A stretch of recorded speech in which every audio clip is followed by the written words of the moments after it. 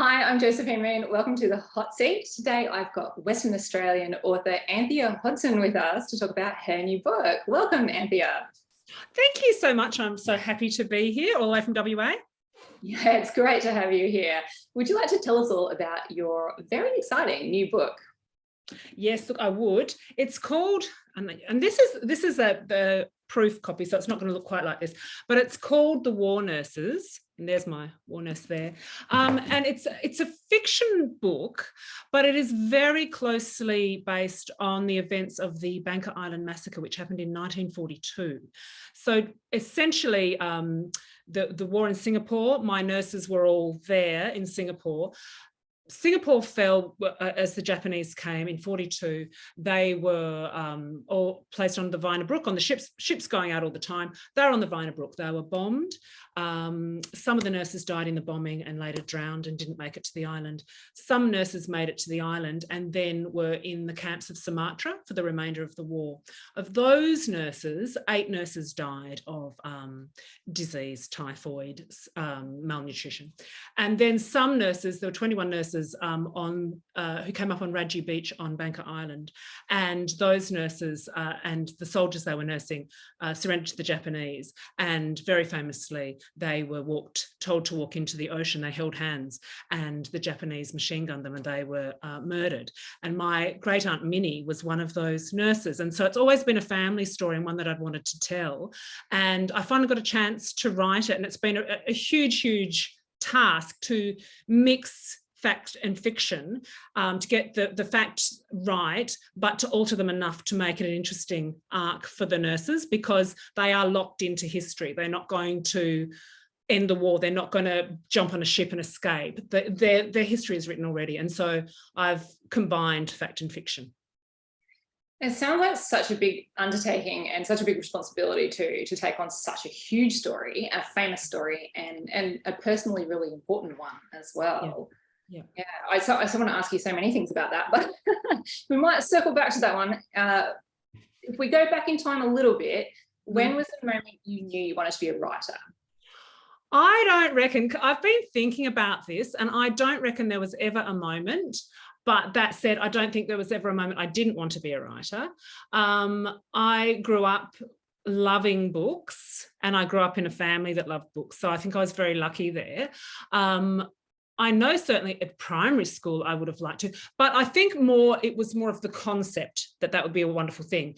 It didn't occur to me that I could actually be a writer, just because it's, a little bit impractical and didn't seem like a career that you could actually have. It seemed like something that, fancy people would do.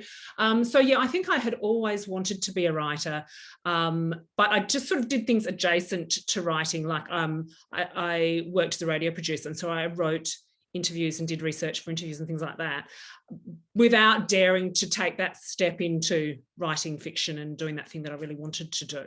So yeah, it was sort of being prompted by having kids and not being able to get into the radio station at weird hours, that I thought, well, while I'm home with nothing better to do, let's face it, I thought I'd have a crack. So I just got up early and started writing, just to see if it was something I could achieve. Yeah. Okay, cool. So then when was the moment, so you've written books before this, so when was the moment you knew that you wanted to write this book? And I imagine this might take in some of what I was just saying before about that sort of responsibility and that story. I'm picking up 2 of my friends who are very much part of that story. Yeah, look, this story has always been, obviously with my family, we've always been aware of this story. I think even in our minds, though, it wasn't as big a story for us as it should have been. And like, we would go to Anzac Day things and we would always sort of say, we didn't really have anyone involved in the war because we've always been farmers, and so we've tended to stay at home and farm. And so we were like, oh, well, we had Auntie Minnie, but she wasn't really in active service because she wasn't fighting, which is such total nonsense. I'm embarrassed that we used to feel that way. So it was a story, though, that as I heard more about it, I became more passionate about it. And I wanted to put off writing it because of that responsibility that you've just talked about, because I thought, if you're going to do it, geez, you better do it well. You'd better write it well. It's going to be hard to get it right and to get the balance, because I'm not writing it for people who are interested in history. I'm writing it for everyone. And the reader that I want is not the reader who's going to pick up a history book, because they'll already have done so. I want the reader who likes to read commercial fiction and who likes plot and who likes a story, because it is an incredible story. And these nurses were absolutely incredible. And so that's my aunt. She grew up in West Leederville here, and her father cleared our property that was still on out at Yillering. But what really set me off was this matron here, and her name is Irene Drummond, and she was incredible.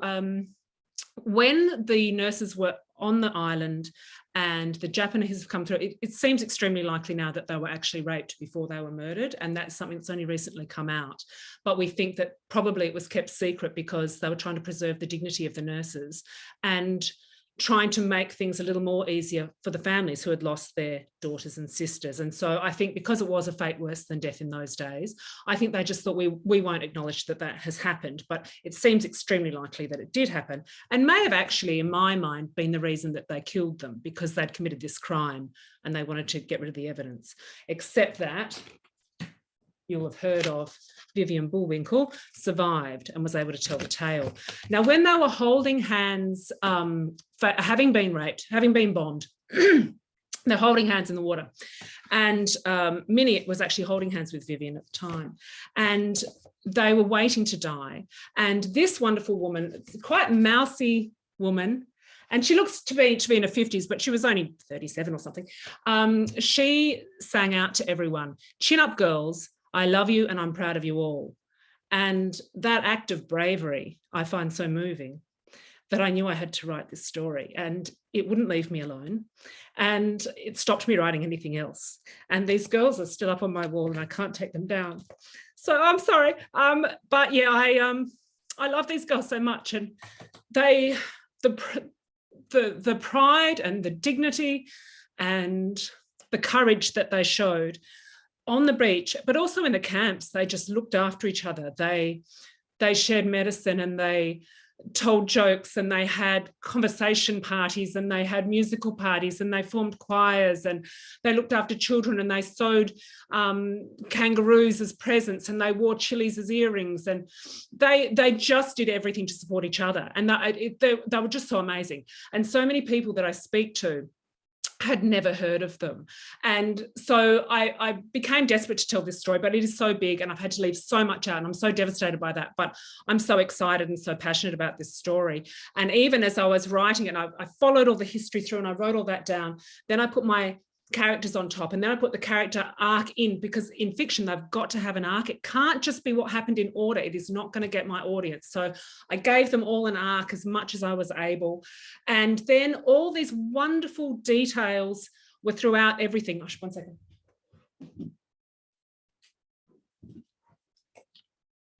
See those two books? My granddad, who was Minnie's brother, he bought those books as soon as they came out. You can see they're well worn.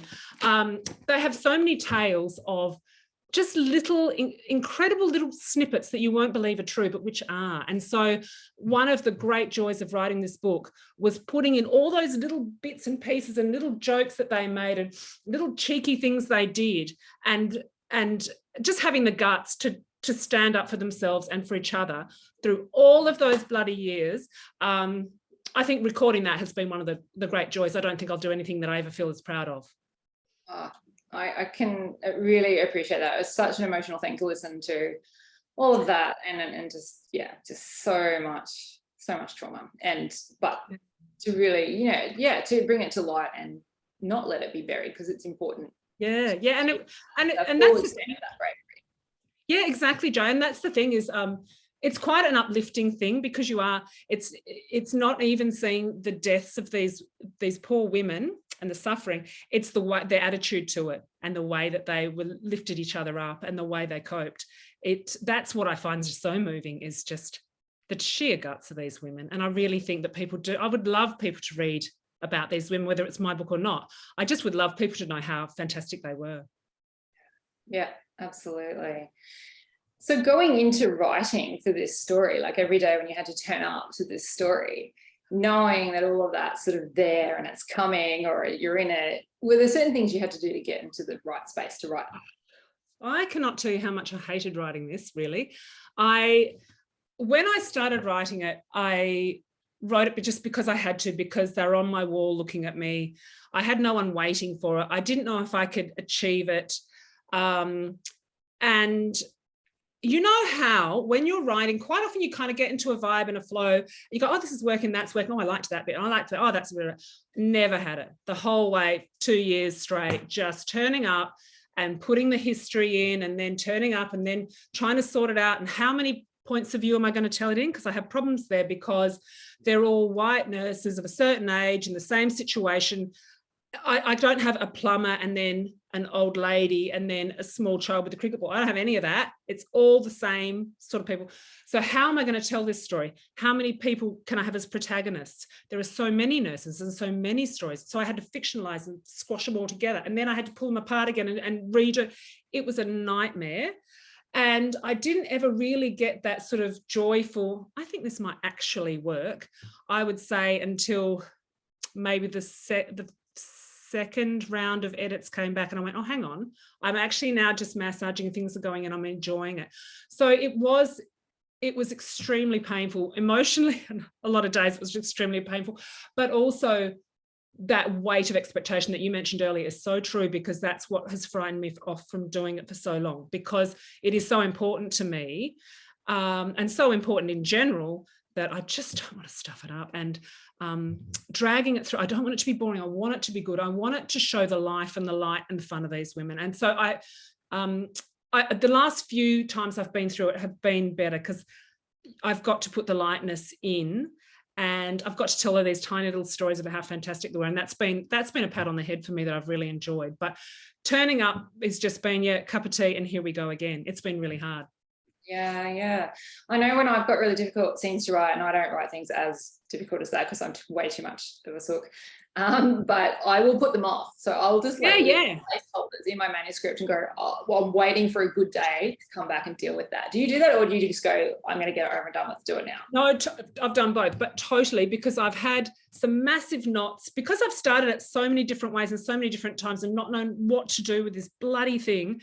I've ended up with, and also, time and history happens as it happens. So any knots I have are a really massive problem, because if I move my storytelling and I go, oh, that's hard, I'll just go over here for a while, and then I'm telling story for over here, the history is not going to match up, which I had constantly. And so then I've got to just take out 10,000 over here and just put and try and stick that in there. Oh, but now that history is not matching up, so I'll just take the history out of that. And then it's been a nightmare. It's been a total nightmare. But yeah, I avoid the things that are hard.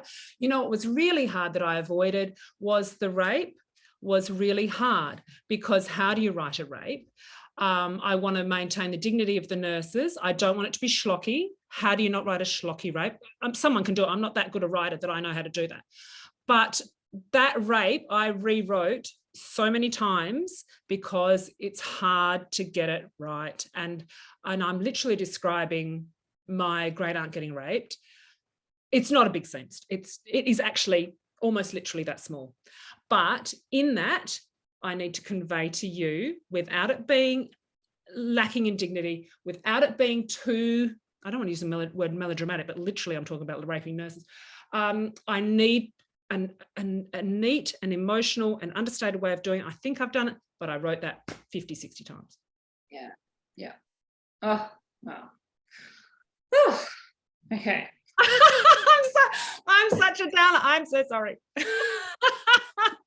No, there's so many laughs in this book. You won't believe me, but there are tons of laughs. I'm sure there are, because honestly, you're one of the funniest people I've ever met. So I've no doubt whatsoever that there is a lot of humour in there. It is. They made a lot of jokes themselves. Some of the jokes are actually theirs, and there are a ton of laughs. This character here, who I love because she's a Queenslander. This is Blanche Hempstead. She was totally awesome. And because I love her, I've given her all the best lines. So she is a cracker. You'll love her. Awesome. That's great. All right. So moving on to other people's books. Has there ever been a book you've read where you've just gone, oh, wow, wish I'd written that book? Yes, and I'm cheating, and I told you I'd cheat, and I'm going to. There are so many of those that I couldn't pick one. So I'm picking one based on how it made me feel when I read it the first time and the second time, and probably the third time. And I think a lot of people feel the same way, but it's probably when I was young why I wanted to be a writer. And it's this. And it's Folk of the Faraway Tree by Enid Blyton. And it was given to me by our shearer's cook. There we are, Miss Anthea Hodgson. Happy birthday from Philip Best in 1977. So that was the first book I read. And what I love about this in terms of why I wish I'd read it is when you're writing, I think you're trying to create that connection and that feeling of magic with your audience. And so in this one, I want you to feel like you're with a bunch of women in 1942, and I hope I've achieved it. But in this one, just the idea that magic exists, and that first sort of magical read where you go, oh my goodness, there's Moonface and there's, this, that, and the other.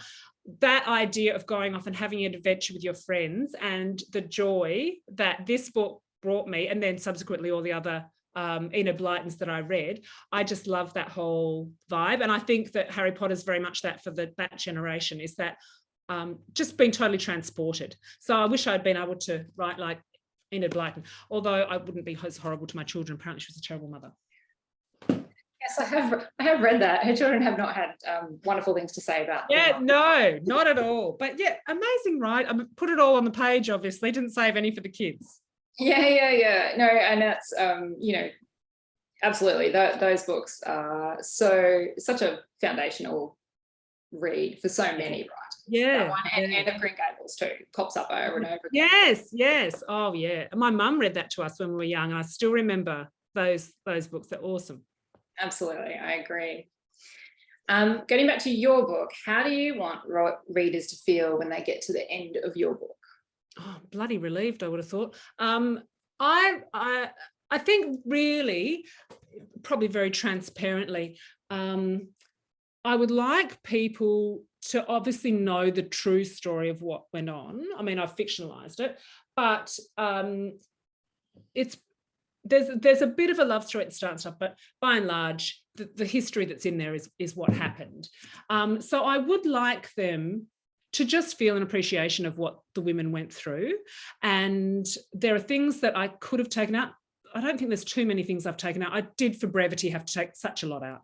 But in terms of things that the women suffered, I did try to keep things in because I wanted people to understand how much they had suffered. And I thought, if I leave out some things, it would diminish that. And really, they stuck it out through some really bad stuff. So I think I would like people to take an inspiration from that, and just a recognition of these women, but also in people's own lives, to just go, wow, we've got depths that sometimes we don't know we have, and that we can draw upon, and women are pretty cool and pretty amazing. And so I would like them to sort of come away and go just a little bit of a fist bump, and just go, yeah, I think I can handle something extra today, because these women put up with so much.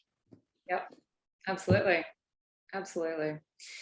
If your book got made into a movie, and I kind of feel like it's got a really good chance of that happening, who would you like to cast? If you had the choice, who would you cast in the main role? I would. Do you know, my only problem with my first pick is she's too beautiful, but she's such a good actress, she could act her way around it probably, is Cate Blanchett. I think she's awesome and she would be great, but how you make her not look beautiful, don't know. Rebel Wilson, same problem, but I do love her and she's a great character actress, so I feel like she could even be my Queenslander. And you know the other one who's great, and I'm going to get her surname wrong, but Mandy, is it McElhinney? You know, the girl who was Rhonda in the Katut ads? And you're too classy to watch TV, obviously. But no, she's in a ton of things. I can only remember from the Katut ads. But no, she's a great character actress. She's Australian, great character actress. So I feel like those three in my cast would be awesome. Yeah, that'd be great. But I would not want, I mean, I love Margot Robbie, but she's way too beautiful and young. But all these women were from, say, 26 at the very youngest, through to up to as old as maybe 40, 37-ish. And the rumor was that they'd been chosen because they were old and plain and the soldiers wouldn't be distracted. And so I couldn't have anyone too gorgeous and glamorous and wonderful, because they were more senior nurses, because more useful, but also less likely to be distracting to the soldiers. Yeah, right. Yeah, okay. So what are you reading now, and what are you working on now? I am. I'm late to the party, but I'm reading this. Okay. And I'm really enjoying it. I'm not that far in. I'm probably about a third of the way in. Really enjoying it. I'm interested to see where it goes, though. Like, I'm loving the writing's fantastic. Love the characters, but I'm interested to see where it goes. So that's my first one. And then the next one I'm taking down, because I'm about to go down south. Yeah. Next one I'm taking down south, I think it'll be a bit later, is this one, Fiona Palmer. I can't reach to read that. So that'll be my next one. But yeah, I'm on this one at the moment. Have you read that? My book club read it. It was a massive hit in the book club. Oh, yeah. And I mean, you can never go wrong with Fiona Palmer. So I think you're set there for a couple of great reads. Love a bit of summer reading. It's been a while. Now I'm going to show you my next thing. Hang on. So my next thing is, I went to Kalgoorlie with Rachel Johns, because she's very pushy and she made me go. And I was thinking sort of gold and prostitutes. And so this is my current reading, is Scarlet Mile, because you're probably not aware or super aware, Kalgoorlie had the only place in Australia, I'm pretty sure, that had containment, which was this idea that they would accept prostitution, or sex work, I should say, sorry. They would accept sex work because they had so many men, and that was social problems if they didn't. But they had nice young families, and they wanted to make it a nice environment for young families. And so they said, you can only be on this one street that was known as Hay Street. And the sex workers would come up on the train. They were there for a set period of time. They could only be in the brothel. They couldn't go to the shops. They couldn't go to the races. They couldn't go to the pub. They were there. But it was so lucrative that there was queues of people wanting to do it. And if they went outside of that area, they had to be accompanied by their madam, or they'd be popped back on the train back to Perth. And so that system worked for about, I'd say 90, 95 years. It ended in about the 90s. So I'm thinking I'm going to do something with that. But on top of that, because who doesn't like a bit of sex work? But who also doesn't like spiritualism, which was big at the time, and gold. And so I'm doing lots of sex work and seances. I love it. So it's going to be prostitutes. I think one of my girls is going to be trying to earn some extra money doing seances. I think it's a winner, really. How can you go wrong?